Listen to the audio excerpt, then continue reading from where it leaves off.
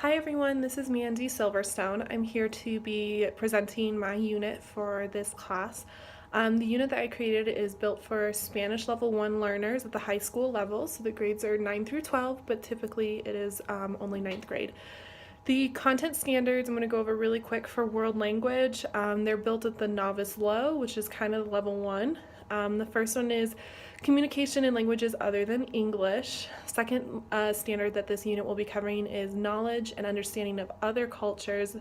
Standard 3, we don't really cover too much in this, so I'm not going to include that. And then standard 4 is comparisons to develop insight into the nature of language and culture. So those are the state standards, the world language state standards that this unit will be covering. As far as the ELD standards that this unit covers, it covers several of them. One is bilingual learners communicate for social and instructional purposes within the school setting.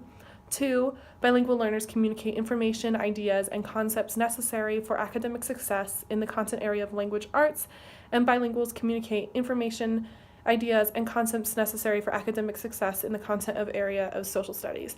So even though this is not a specific language arts class or social studies class, we do take in some of those elements of language arts just in Spanish, and we do take in some of those elements of social studies as far as our cultural studies and everything like that. The unit is family and celebrations, so the vocab and all that is surrounded around family celebrations. The essential questions I have for the students, I have 2. What attitudes and values are reflected in traditions or in celebrations? And the second one, what role does family play in your life compared to a family in another culture? So the whole unit discovers traditions, celebrations, and families in their own cultures as well as Hispanic cultures. At our school, we have a very big and very well-developed ESL program, and we work closely with them a lot just to get our students mixing with them and being able to practice with native speakers, so they will be used in this as well. I'm going to quickly go through the learning objectives and some of the lessons for this. The first one, students will be able to practice speaking about their family celebrations in the target language, so it's basically a vocab lesson on family vocab, celebration, traditions vocab. Second objective, I will use adjective agreement to describe my family in the target language. So we're going to review adjective agreement, we'll do some new vocab with new descriptions, and really solidify how those adjectives agree with their subjects. Third objective, I will create a paragraph describing my family, heritage, and celebrations. This is the family tree project, which I will talk more in the assessments. Basically, they will be putting together verbs, adjectives, and subjects to create sentences and to create that paragraph using the unit vocabulary they've already learned in the previous 2 objectives. Objective number 4, I will understand and conjugate the different types of irregular verbs in the present tense. This lesson will be focusing on stem changing verbs, as they haven't learned those yet, and practicing and reviewing previous irregular conjugations with other verbs from throughout the year. Number 5, I will ask questions and respond to questions using adjective agreement and irregular verbs, so students will create a dialogue and they're actually going to be interviewing each other, and they'll be working with the ESL department to interview some of the ESL students. Number 6, I will explore celebration in a Spanish-speaking country through research. So this lesson will introduce a few different celebrations in Spanish-speaking countries, and then students will find and research one. So I'll give them kind of a general one, like Cinco de Mayo or something like that they all know. And they can't use that, so they have to do some research, and not necessarily for a Mexican holiday, it could be for any of the Spanish-speaking countries. Number 7, I will compare family and celebrations in Hispanic cultures to my own. So this lesson will have students compare what they've learned from their own research and their own lives from their research to their own lives.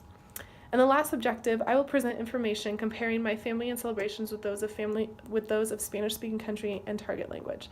So they will actually create a presentation using the interviews from with the ESL students and all their research as well. Quickly, some of the assessments for my objectives. I do whiteboard activities a lot for grammar and vocab. Students will write the English if I'm saying Spanish or vice versa, and that's a really quick way for them to practice, for me to see what's going on and see if they've actually gotten to it. Another one is doing a worksheet with vocab. Kind of fill in the blanks, but I like to include a word bank. I would like to not include a word bank for all of the sentences. So if there's 10 sentences, only give them 5. So they're still able to have that scaffolding and structure, but then work out of it as well. As another one is this paragraph that students create for the family tree assignment will be an assessment. Any kind of the dialogue and interviews will be an assessment, as they'll be writing those down, so those questions and answers. For verb conjugation, will most likely be a few verb charts. This will come somewhere after the stem changing lesson for review. And those are a lot of times can just be exit slips. Students for their research and everything will receive a graphic organizer to help guide their research, and this will be kind of a more formative assessment to see where they're going with that. Later there will be another graphic organizer for students to see the similarities and differences, not just their research, and I will use this as an exit ticket with sentence stems for students to put their comparisons into actual Spanish sentences. And then lastly, for the summative, I will probably have a grammar quiz just to see do they have the grammar besides putting it into paragraph.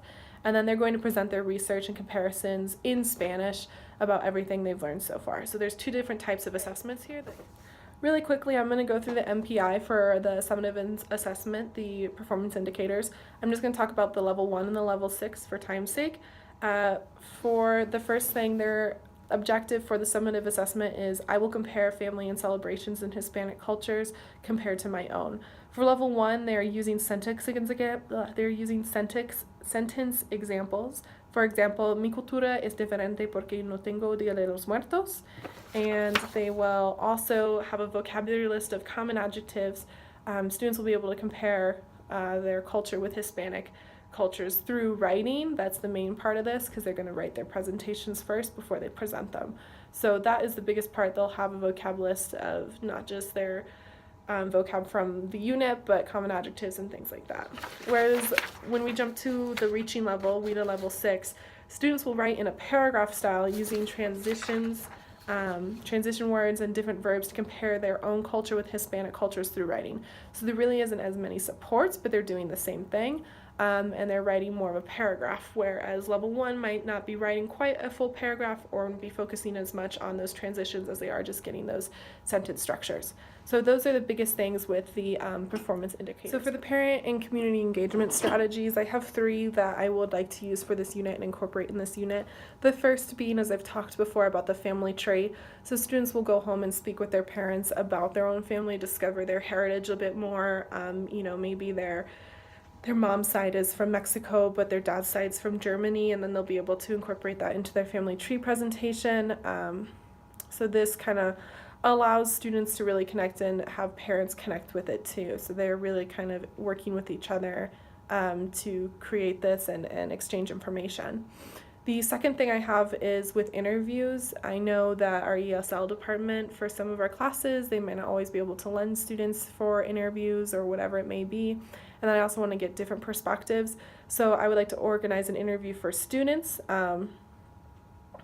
Students would be able to interview other families, other parents, other community members to come in, and that doesn't mean they're necessarily from Hispanic cultures.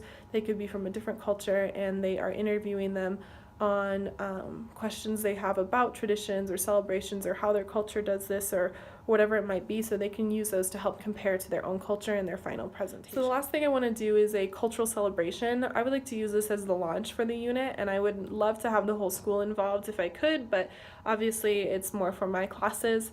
I would invite members of the community, family members from all different cultures, not necessarily just Hispanic, because I want students to be exposed to all of them as it can spark their interest in something else as well. I would invite the members of the community or family to come and have something to kind of present to students, whether it's a type of food that's really traditional, or maybe it's a dance or a song that is traditional to that, or even if they just want to come in and kind of talk about that culture or specific celebration and traditions in that culture. I want students to be able to see a certain amount of stations or a certain amount of presentations, so they would do that.